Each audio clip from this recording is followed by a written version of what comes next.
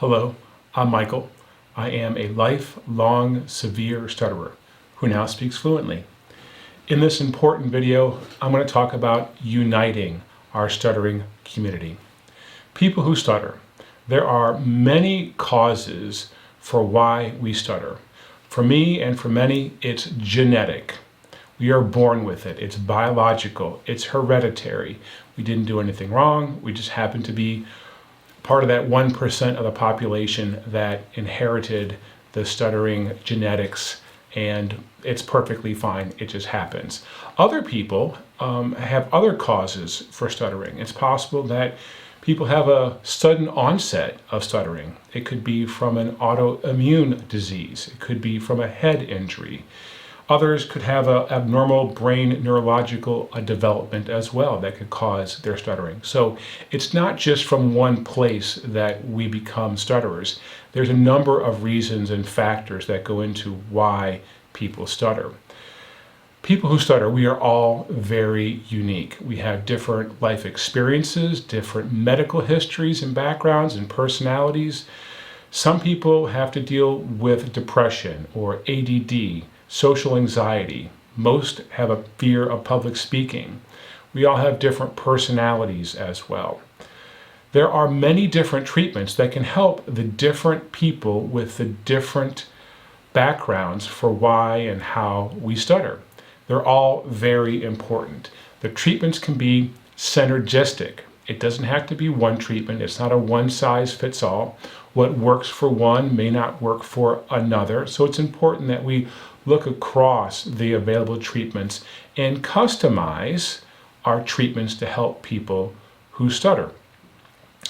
For starters, if you could get therapy for understanding, acceptance, and commitment therapy, that is a great place to start. I wish I had started there 45, 50 years ago when I started stuttering to accept myself as a person who stutters. I did not. My entire life, I resisted being a stutterer. I hid from speaking and tried to hide being a stutterer. And as a result, I created a lot of stress and anxiety for myself because I did not accept myself as a stutterer. It's a great treatment. It's a great place to actually start. There are other traditional speech therapies that can be taught by SLPs and others. There are self-help therapies. There are psychological therapies. There are psychiatric therapies. There are pharmacological or medical treatments that you can also take.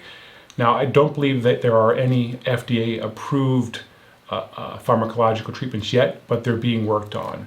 Now, all of these can have some benefit for some people who stutter. Again, some will be more effective for some people than they will be for others. There is an in-ear piece that I purchased. It was quite expensive, and it helped me temporarily, and then it stopped helping me over time. But again, there's so many different treatments for stuttering, and we need to look at what fits best based on you as a unique person who stutters. Now, SLPs can be a gateway to evaluate you and your background and to understand what treatments might work best for you as an individual. Now, unfortunately, most people in the stuttering community are not aware of new science that relates to brain neuroplasticity and the treatments that are available to rewire your brain for fluent speech. I used brain neuroplasticity and rewired my brain. It took me about 6 weeks, and I became a fluent speaker. So all the other treatments that did not work for me, were not lasting and not effective, they're still worth trying. But the new treatment that I discovered worked for me, and I want to make it available for others. I have not identified any sources for treatment for rewiring your brain that are available through the existing channels. So to fill that void, I created StutterMind. And StutterMind is a site where you can learn about brain neuroplasticity and rewire your brain for fluent speech and follow my path to speech fluency. Now, there is no cure for stuttering. I am now a fluent speaker, which is fantastic after 45 years of being a severe stutterer. That being said, I will always be a person who stutters, and many people will accept themselves as a person who stutters, and they don't seek treatments, which is perfectly fine, and that's a great place to be. So again, what treatments are appropriate, or if they're appropriate, is up to the individual and what they want to actually accomplish. What is important is that we recognize is that there is available treatments that can lead to a path to fluent speech. That message is not universal. You don't hear much of it, but I am living proof. Lifelong severe stutterer, I now speak fluently based on brain neuroplasticity, rewiring my brain treatment. Very exciting, very exciting. Now, we need to come together as a community. There's a lot of resistance to new science and new treatments. They're not traditional, they're not taught in academics.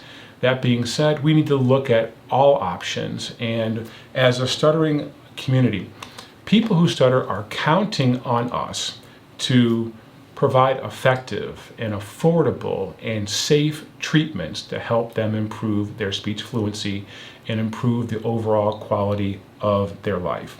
We must be inclusive and consider all of these options, if it's medical, or if it's pharmaceutical, or if it's behavioral therapies. All of these are really great options for us to look at and to customize for individuals. I am a lifelong severe stutterer who now speaks fluently. Be inspired. It is awesome. Don't give up hope. Please share this video with the stuttering community at large and join me on this purposeful journey to unite our stuttering community. You can learn more about my path to speech fluency at stuttermind.com.